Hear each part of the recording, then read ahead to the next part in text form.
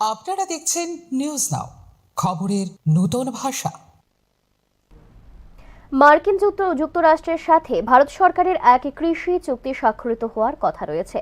এই চুক্তি স্বাক্ষরিত হলে মার্কিন যুক্তরাষ্ট্র থেকে ব্যবসায়ীরা কিছু পণ্য যেমন সয়াবিন অয়েল, ফল, ডিম, খাদ্যশস্য সহ বিভিন্ন ভোজ্য সামগ্রী অবাধে বিক্রি করার অনুমোদন পেয়ে যাবে।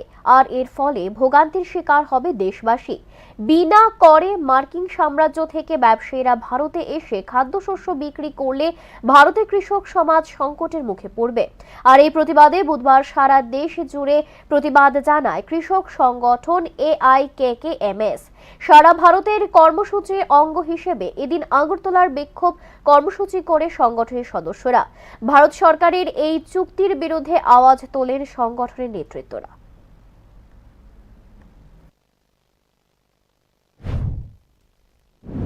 তারা খুব কম দামে এখানে বিক্রি করবে এই জিনিসগুলো এবং দেশীয় বাজারকে তারা কিনবে, লুণ্ঠন করবে।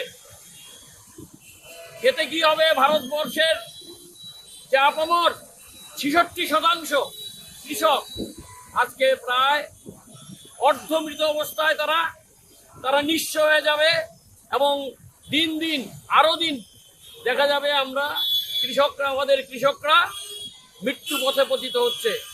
এর বিরুদ্ধে এই অন্যায়